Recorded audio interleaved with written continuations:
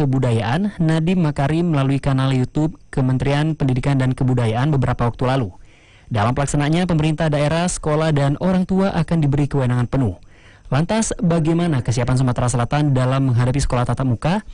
Untuk itu selengkapnya akan kita bahas di Palembang Insight pada sore hari ini dengan tema memantau kesiapan Sumatera Selatan dalam menghadapi sekolah tatap muka 2021.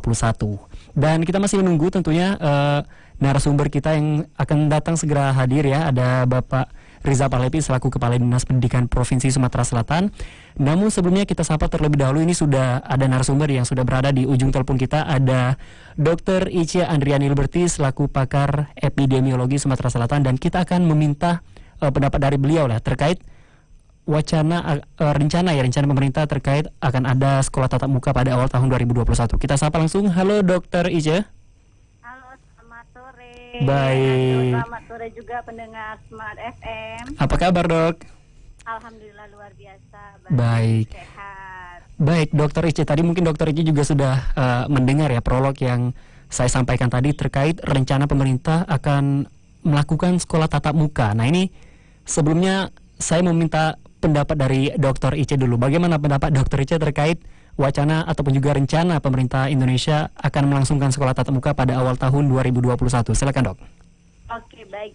Jadi memang kita sudah mendengar bahwasannya Mas Nadiem ya sudah memberikan statement bersama menteri yang lain bahwasannya Januari sudah diperbolehkan tatap muka dengan pertimbangan tentunya komite sekolah dan orang tua begitu serta pemerintah daerah setempat. Kalau dari sisi epidemiologi sebenarnya kan peliburan di sekolah, belajar di sekolah atau belajar dialihkan di rumah begitu tidak lain tidak bukan untuk membantu melandaikan kurva pandemi kita begitu ya, untuk mampu melindungi anak-anak kita dari paparan COVID-19 begitu. Tentunya konsekuensi ketika tatap muka harus siap-siap ketika protokol kesehatan tidak dijalankan dengan baik, dengan disiplin, tentu saja potensi untuk peningkatan kasus itu sangat tinggi. Itu yang pertama. Yang kedua juga harus ada kajian dahulu begitu ketika memang suatu daerah atau suatu sekolah akan tatap muka. Yang paling penting adalah kasus aktifnya gitu ya. Memang kita tidak bisa samaratakan seperti di Sumatera Selatan begitu, zona oranye memang dominannya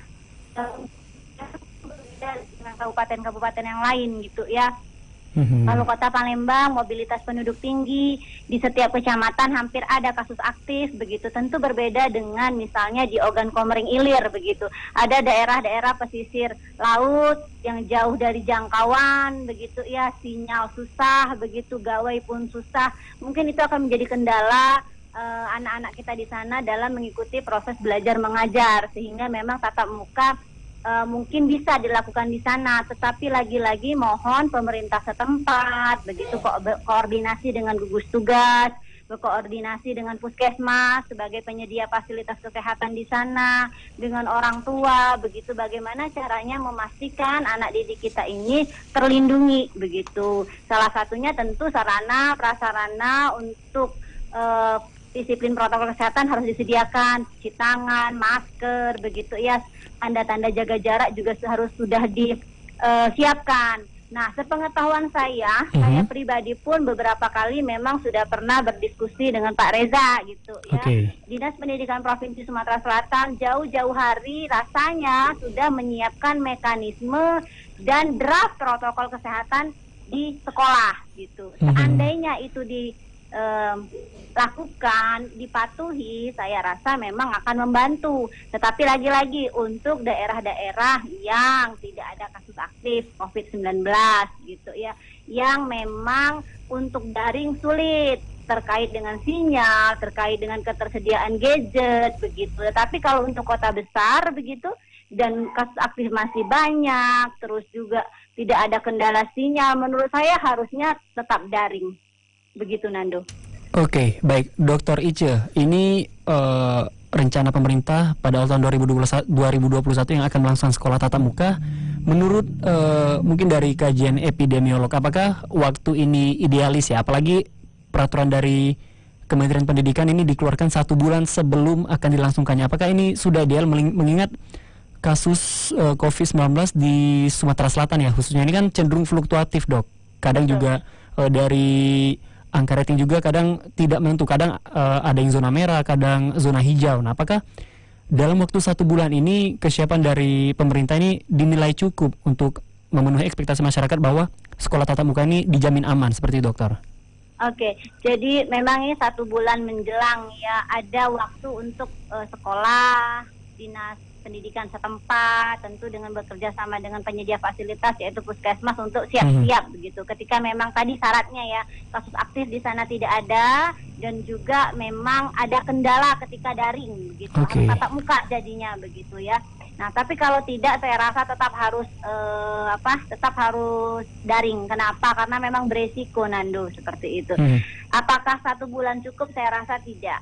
Kalau untuk tingkatan SMA sederajat, SMK begitu mungkin oke lah, kita masih bisa pantau anak-anak kita itu begitu ya, sudah mengerti apa itu disiplin protokol kesehatan. Tapi yang tingkat sekolah dasar, TK, PAUD itu yang menurut saya belum cukup waktu begitu ketika memang di Januari sudah harus diberlakukan tatap muka. Terlebih lagi begitu ya, mata pelajaran yang menguji keterampilan kan tidak terlalu banyak. Begitu untuk tingkatan sekolah itu. Jadi menurut saya tetap lebih baik ketika memang banyak kasus aktif di wilayah itu tetap daring. Nah, yang kita sayangkan memang begitu ya, vaksin kita dengar kemarin kan di Desember ini akan didistribusikan, ada sebagian masyarakat kelompok urutan yang akan memperoleh, tapi kan nyatanya sampai saat ini kita belum mendapatkan informasi itu lagi. Berarti kita masih harus menunggu uji klinis selesai di Bandung begitu kan, dan itu Januari selesai, Maret baru ada laporan gitu. Jadi memang saya bisa katakan Indonesia begitu tidak hanya Sumsel, pandemi ini belum terkendali. Gitu. Kita khawatir kalau anak-anak kita sudah punya mobilitas yang tinggi terkait ke sekolah, karena kan tidak hanya di sekolahnya saja, siapa yang mengantar, siapa yang menjemput, di perjalanan ketemu siapa saja, begitu di sekolah tidak hanya guru tetapi staf tata usaha dan lainnya juga harus dipersiapkan semua begitu. 1 bulan saya rasa kurang ya, Dok ya. Baik. Betul. Nah, Dokter Ici, ini terakhir, Dok, kita tahu ya bahwa sekolah kan merupakan salah satu tempat yang menimbulkan banyak sekali kerumunan dan potensi klaster COVID terbaru itu sangat besar sekali terbentuk di sekolahan. Nah, apakah mungkin di sekolah ini harus ada rapid test mungkin ya pada saat sekolah tatap muka, sebelum masuk sekolah mungkin ada rapid test seperti itu, supaya bagaimana supaya klaster COVID di sekolah ini tidak terbentuk seperti itu, Dok? Mungkin guru-gurunya di rapid test terlebih dahulu, karena kita tahu mungkin sebelum ini ada nih pada saat sekolah tatap muka berlangsung ada pihak dari sekolah yang terkena COVID-19 seperti itu. Apakah perlu rapid test sebelum masuk sekolah, Dokter Ica, menurut pandangan dokter? Betul. Jadi memang kita khawatir begitu ya, apa yang harus dilakukan itu tadi koordinasi dengan gugus tugas setempat dan penyedia fasilitas kesehatan terdekat yaitu puskesmas. Paling tidak mereka akan memberi pembinaan begitu, termogan, pemeriksaan suhu di awal untuk anak-anak kita masuk, baik guru baik semua yang berada di lingkungan dalam sekolah itu wajib hukumnya dilakukan ketika akan berkunjung ke sekolah begitu. Nah, yang saya khawatirkan adalah di sekolah terjaga disiplin protokol kesehatan, tetapi ketika pulang ke rumah, keluarga si murid, si siswa ini yang lalai akan protokol kesehatan. Misal dia punya orang tua yang bekerja di luar rumah, ketika beraktivitas dia lalai akan protokol kesehatan, bawa virus ke rumah, memapari anak begitu ya, anak nanti bawa lagi ke sekolah, udah kebayang gimana gitu ya penyebaran yang akan terjadi. Jadi memang ketika kita semua orang, pandemi COVID-19 bukan cuma melanda sisi kesehatan, sisi ekonomi, tetapi juga yang tidak kalah penting adalah sisi pendidikan begitu ya. Pahlawan tanpa tanda jasa kita, Bapak Ibu guru kita sudah berjuang bagaimana caranya untuk tetap menjaga kualitas pendidikan kan dengan daring begitu ya, tidak tatap muka. Nah, sekarang saatnya masyarakat marilah sama-sama bahu-membahu tetap gitu ya. Kalau mau ekonomi tetap jalan, kesehatan juga bangkit dan pendidikan juga akan baik. Protokol kesehatan senjatanya cuman ini gitu, karena kita sama-sama akan melindungi, kita melindungi anak kita di rumah, anak kita di rumah juga akan melindungi teman-temannya di sekolah, gurunya di sekolah begitu. gitu. Jadi memang satu kesatuan kita masyarakat semua pihak disiplin protokol kesehatan gitu, Nando. Oke, baik Dokter Ice, terima kasih banyak. Ini sudah meluangkan waktunya ya di Palembang Insight pada sore hari ini. Semoga informasi yang Dokter Ice sampaikan tadi ini dapat bermanfaat lah buat masyarakat dan juga buat stakeholder terkait khususnya di bidang pendidikan. Baik, terima kasih Dokter Ice. Terima kasih Nando dan pendengar setia Smart FM. Oke, baik, dan Smart Listener, kami akan segera kembali di segmen kedua dan kita masih menunggu Kepala Dinas Pendidikan Provinsi Sumatera Selatan terkait topik yang kita bahas pada sore hari ini, yaitu memantau kesiapan Sumatera Selatan dalam menghadapi Sekolah Tatap Muka 2021. Kami segera kembali. Palembang Insight.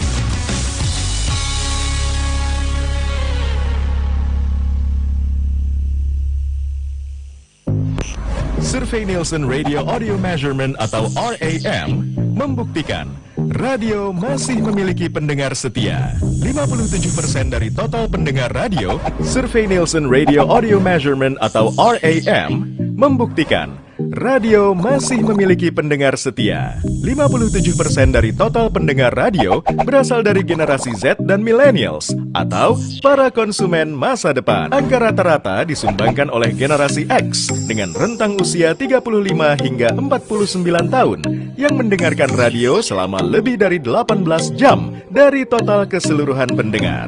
Disusul oleh baby boomers 50 hingga 65 tahun dengan 17 jam 20 menit. Silent generation 65 tahun ke atas dengan 16 jam 22 menit. Millennials 15 hingga 34 tahun 15 jam 37 menit. Dan generasi Z 10 hingga 14 tahun yang menghabiskan waktu mendengarkan radio lebih dari 13 jam di setiap minggunya.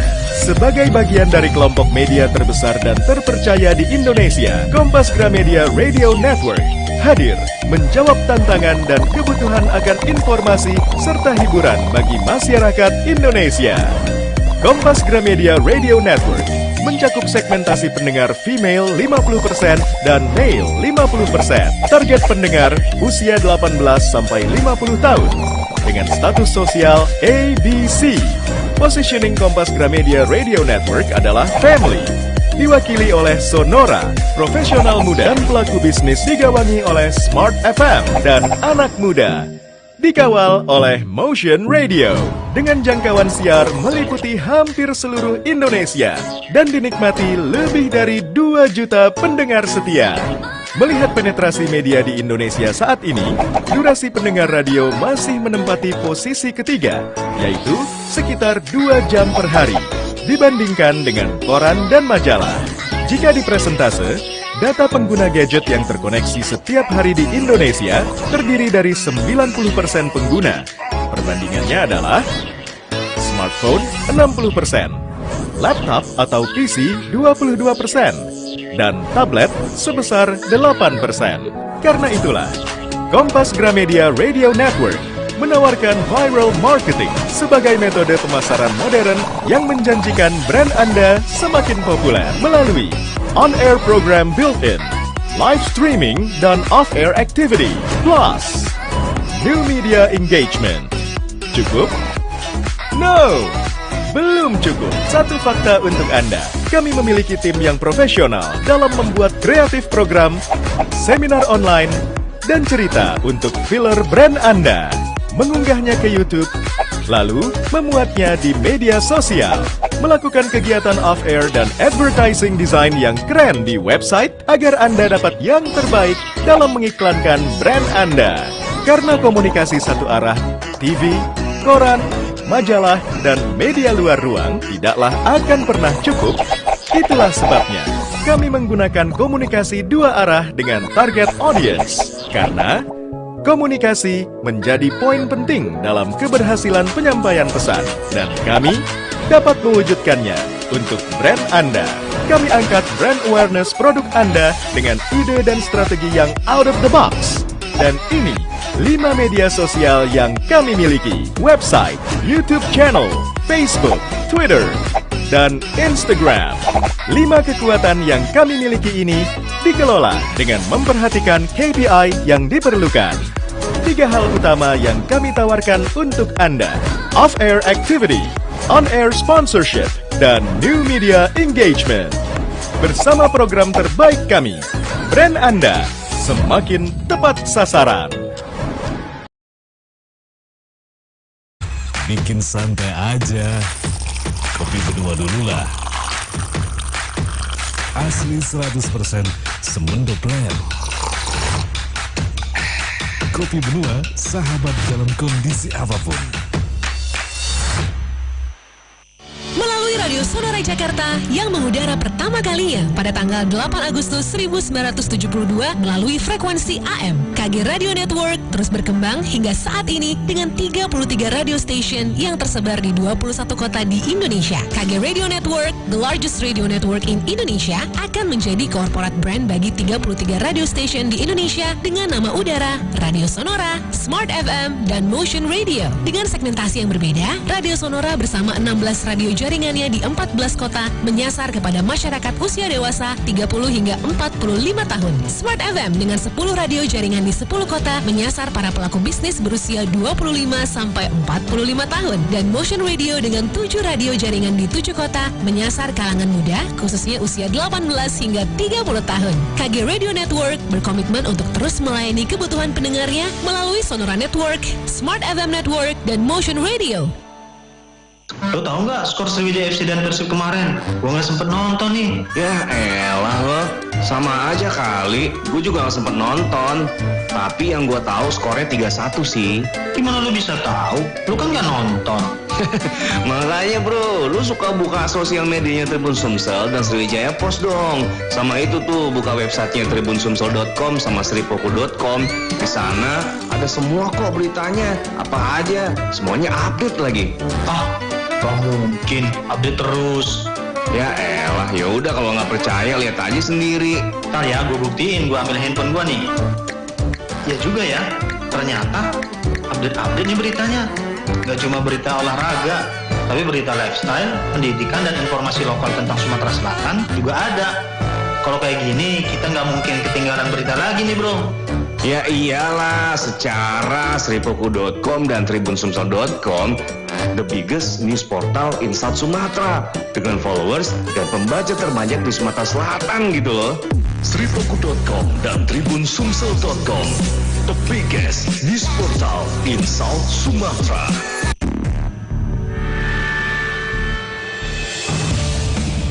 Bila Anda merasa demam, batuk, dan pilek, segera periksakan diri Anda ke dokter. Bila Anda pernah kontak dengan pasien COVID-19 tapi masih sehat, mohon segera karantina atau isolasi mandiri selama 14 hari.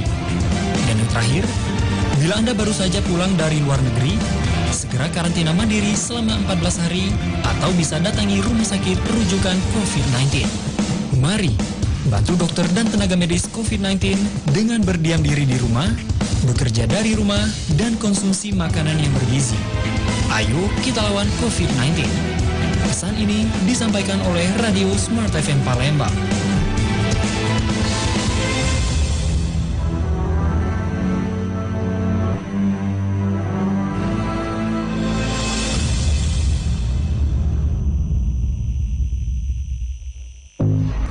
Survei Nielsen Radio Audio Measurement atau RAM membuktikan radio masih memiliki pendengar setia. 57% dari total pendengar radio berasal dari generasi Z dan millennials atau para. Survei Nielsen Radio Audio Measurement atau RAM membuktikan radio masih memiliki pendengar setia. 57% dari total pendengar radio berasal dari generasi Z dan millennials atau para konsumen masa depan. Angka rata-rata disumbangkan oleh generasi X dengan rentang usia 35 hingga 49 tahun yang mendengarkan radio selama lebih dari 18 jam dari total keseluruhan pendengar.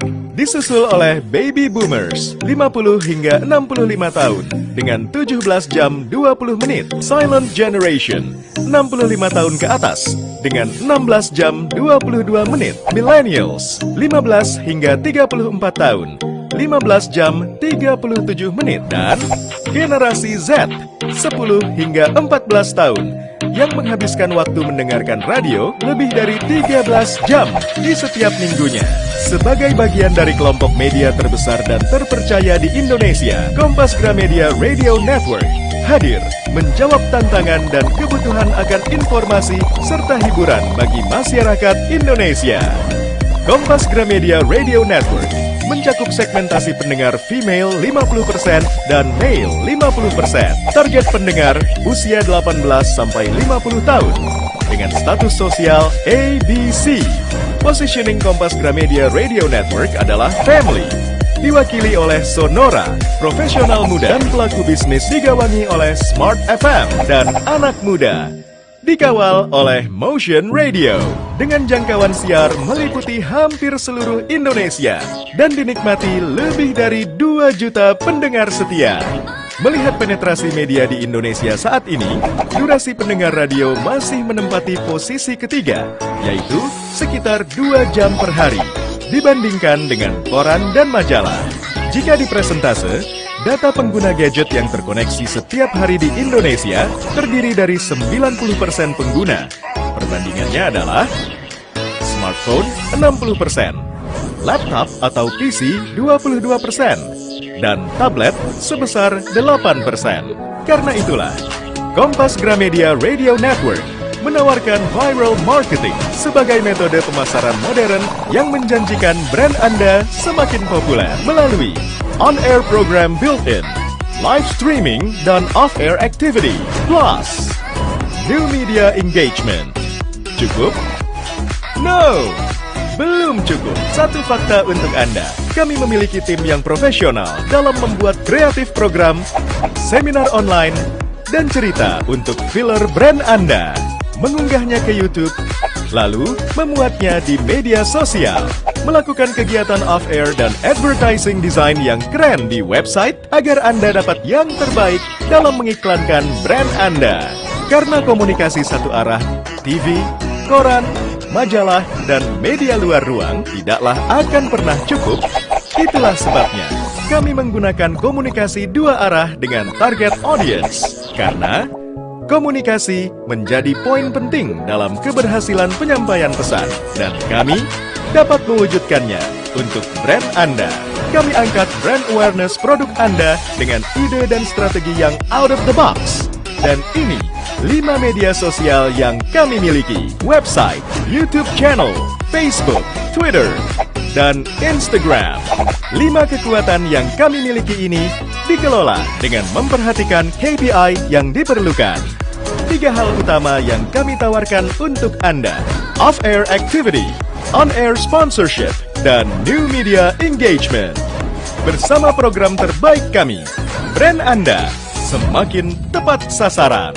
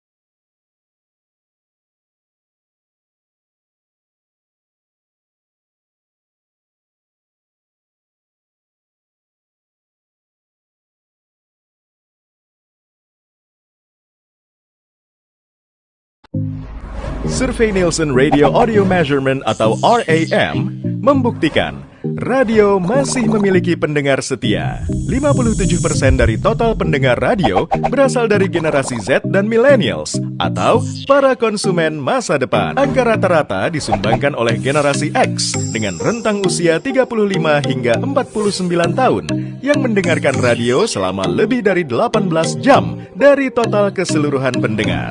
Disusul oleh Baby Boomers 50 hingga 65 tahun dengan 17 jam 20 menit. Silent Generation 65 tahun ke atas dengan 16 jam 22 menit. Millennials 15 hingga 34 tahun 15 jam 37 menit. Dan generasi Z 10 hingga 14 tahun yang menghabiskan waktu mendengarkan radio lebih dari 13 jam di setiap minggunya.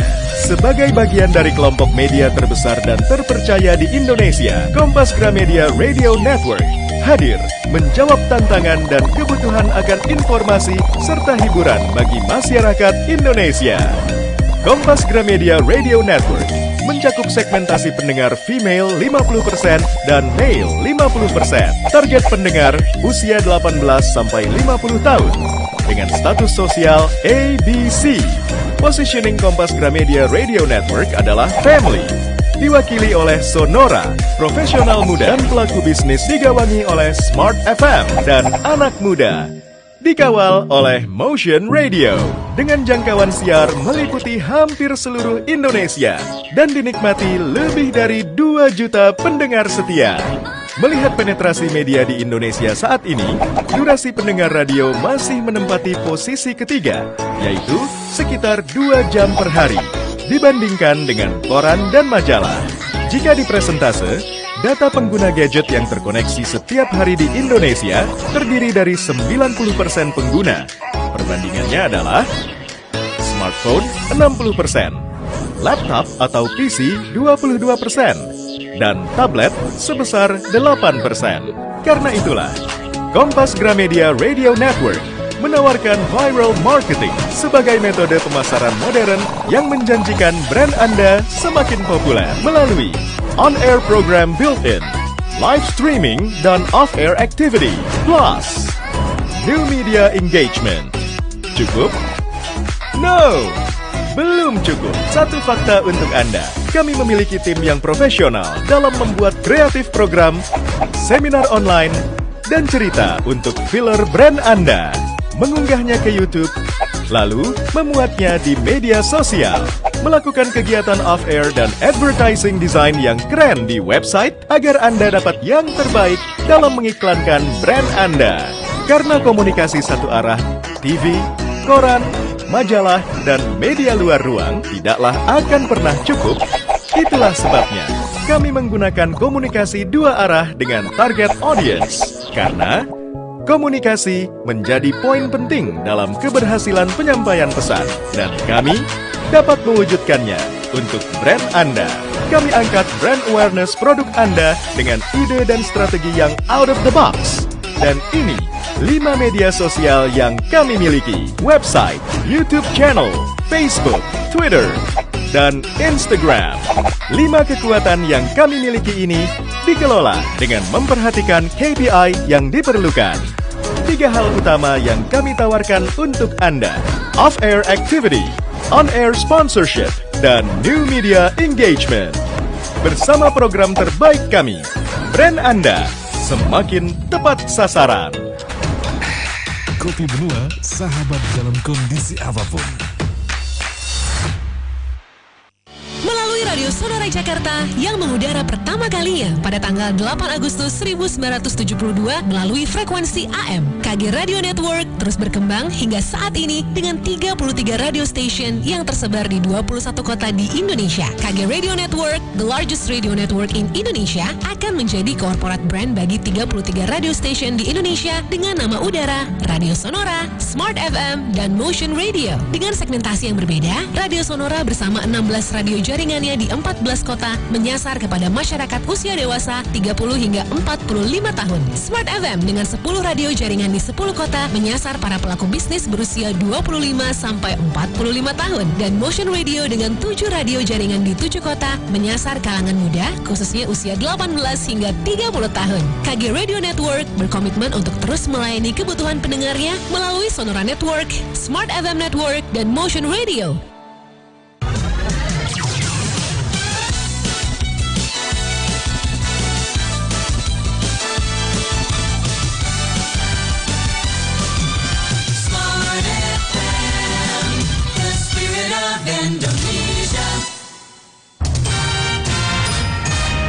Palembang Insight.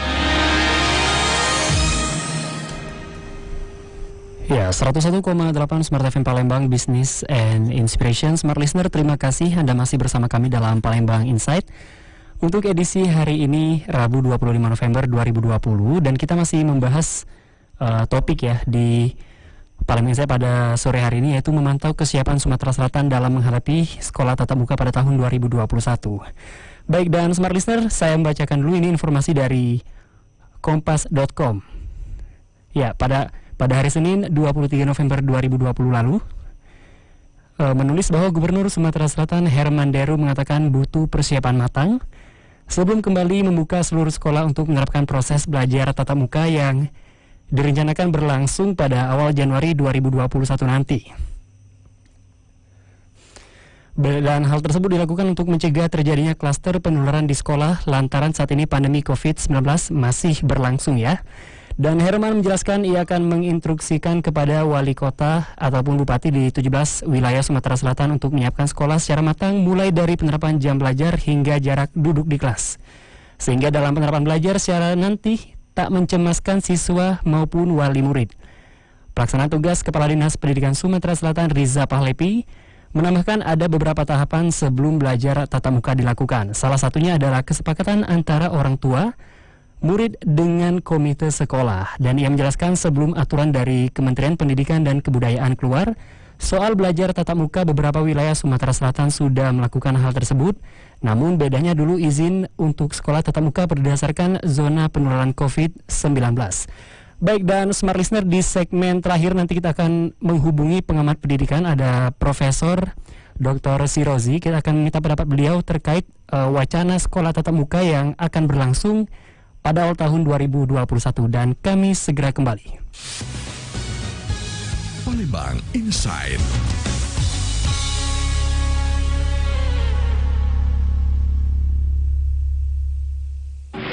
Rin, makan siang di luar yuk. Boleh, tapi saya mampir bentar ya, mau bayar PDAM. Nanti aja lah. Saya 2 bulan sekali bayar PDAM. Nggak apa-apa kali, toh tetap dibayar. Jangan salah loh. Sekarang PDAM memberlakukan pemutusan sementara dan pemutusan permanen atau onboarding untuk pelanggan yang tidak disiplin. Kalau telat bayar dan membayar biaya pasang kembali putus sementara.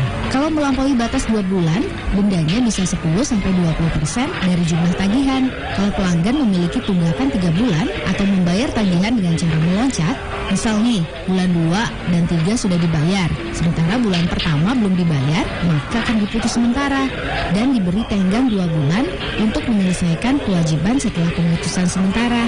Ya, itu tadi, kena onboarding alias putus permanen. Penyambungan kembali sih bisa, tapi harus bayar biaya pasang kembali putus permanen dan biaya lain-lain. Wah, ribet ya.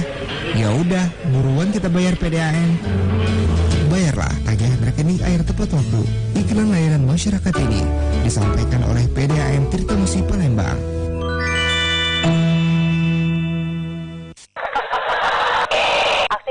TV rumah lu kok nggak bisa buat nonton ini sih? Ini juga nggak bisa. Internet lemot banget lagi. Ya gimana kak? Kan udah terlanjur langganan. Nyesel deh gue. Ya makanya pakai IndiHome dong. Karena selain akses internet cepat dan nonton channel favorit di UCTV, IndiHome itu punya banyak layanan tambahan atau yang dinamain add-on. Ada add-on mini pack. Kamu bisa pilih paket channel TV favorit yang kamu suka. Ada juga add-on set top box atau STB tambahan. Jadi bisa nonton UCTV di TV lain di rumah. Jadi nggak bakal rebutan remote TV. Nah, yang langganan IndiHome-nya masih internet doang nih, kamu juga bisa tambah add-on UCTV. Dan kamu juga bisa upgrade speed speed internet di rumahmu sampai 100 MB per second. Wah, enak banget. Gue mau langganan deh kalau gitu, langsung. Ya harus dong.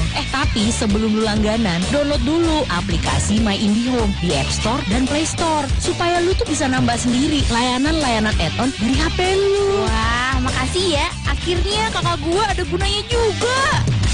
Untuk info lebih lanjut, hubungi 147 atau kunjungi Plaza Telkom terdekat. Lur, aku nak nanya, cak mana lah supaya toko aku ni rame macam toko kamu-kamu? Perasaan toko aku ni sepi terus. Nah, kalau usaha kau nak rame, kau pasang baik iklan di koran Tribun Sumsel sama Sriwijaya Pos. Jamin usaha kau pasti rame. Kalau Tribun Sumsel sama Sriwijaya Pos itu koran yang paling banyak dicari oleh wong Sumatera Selatan ini. Nah, sama kita nih. Aku juga masang iklan, tapi bukan di korannya, tapi di Facebook sama Instagramnya. Tribun Sumsel sama Sriwijaya Pos.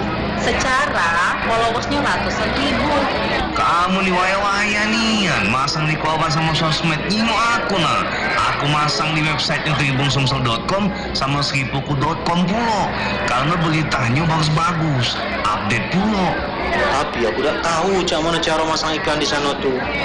Cak itu bae Bing. Langsung telepon bae 0711 444 722 dan 440088. Sripoku.com dan tribunsumsel.com, the biggest news portal in South Sumatra.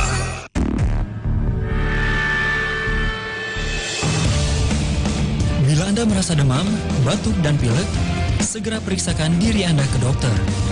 Bila Anda pernah kontak dengan pasien COVID-19 tapi masih sehat, mohon segera karantina atau isolasi mandiri selama 14 hari. Dan yang terakhir, bila Anda baru saja pulang dari luar negeri, segera karantina mandiri selama 14 hari atau bisa datangi rumah sakit rujukan COVID-19.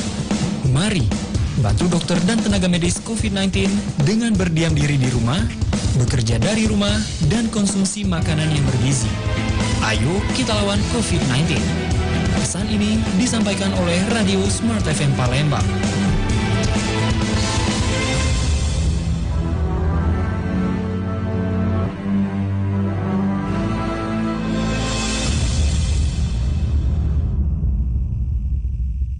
Kopi bubuk benua 100% asli Semendo Blend dari biji kopi pilihan daerah Semendo yang terkenal cita rasanya lebih harum, lebih sedap dan nikmat setiap saat. Kaya manfaat, sangat cocok untuk membuat espresso latte. Kopi bubuk benua, kopi lokal pertama yang bersertifikasi SNI, BPOM dan halal.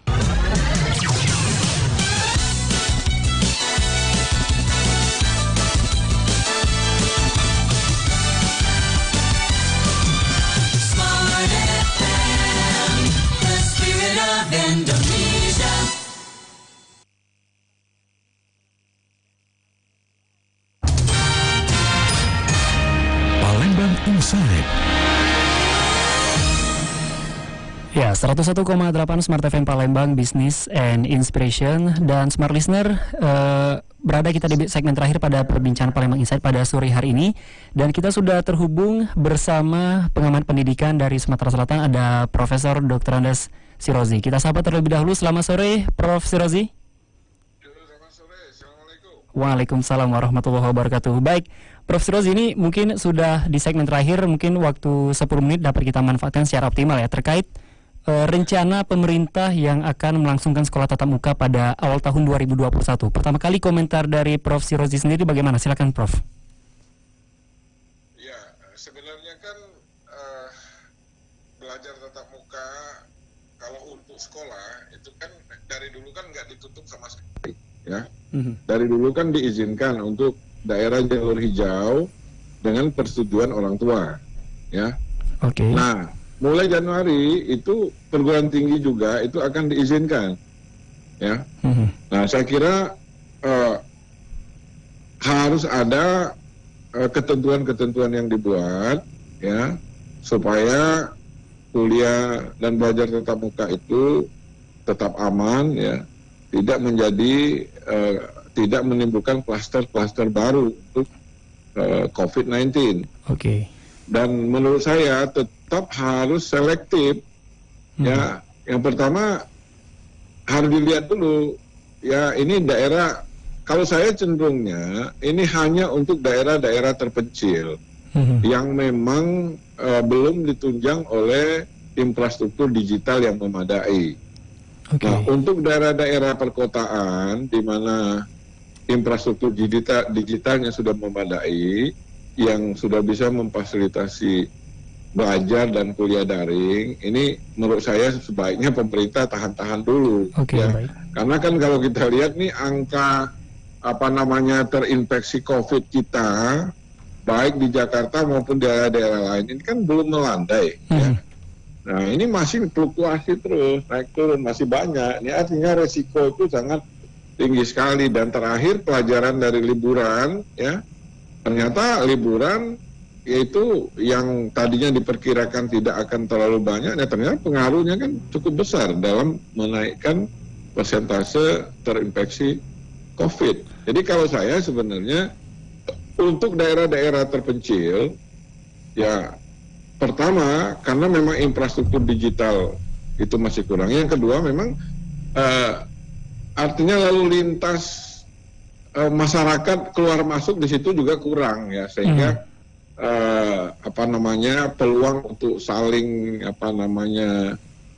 menginfeksi itu kurang. Tapi kalau daerah perkotaan itu walaupun dia zonanya hijau, tapi kan perkotaan itu kan lalu lintas orang banyak, ya.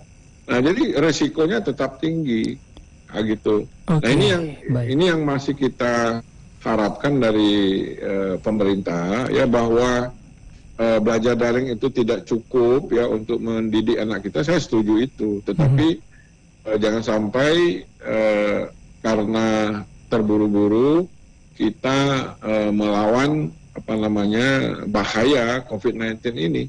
Saya kira begitu. Oke, baik, Prof. Sirozi, berarti memang kalau dilihat dari penjelasan Prof. Sirozi tadi bahwa infrastruktur digital yang saat ini memang dari pemerintah juga masih belum memadai. Nah, apakah ini artinya penerapan belajar daring pada beberapa bulan kemarin ini belum efektif, Prof? Oh ya, saya kira tingkat efektivitasnya masih sangat rendah, ya. Semakin rendah tingkat pendidikan, itu tingkat efektivitasnya semakin rendah. Nah, kalau mulai SLTA perguruan tinggi itu sebenarnya sudah lumayan, ya, karena kemampuan para mahasiswa, dosen, anak-anak SLTA dan guru guna di dalam menggunakan aplikasi belajar daring itu kan sudah baik, ya. Meskipun infrastruktur digitalnya untuk daerah-daerah yang tertinggal itu masih sangat kurang. Nah, tapi untuk anak-anak SD, ya, SMP, ya, ini memang ada masalah. Walaupun internetnya cukup, tetapi ya kemampuan anak-anak ini beradaptasi dengan aplikasi belajar daring ini kan masih rendah, masih sangat tergantung kepada pendampingan dari orang tua, kan. Nah, sementara berapa persen orang tua yang memang punya waktu, punya kemampuan, punya kemauan untuk mendampingi anaknya. Ada orang tua yang mampu sebenarnya, tetapi dia sibuk bekerja, kan. Ada orang tua yang ada waktu, dia di rumah, tapi dia pendidikannya kurang, sehingga dia juga nggak bisa menjadi pendamping yang baik. Ya, ada orang tua yang tidak punya karakter sebagai pendidik, gitu kan, meskipun dia orang tua.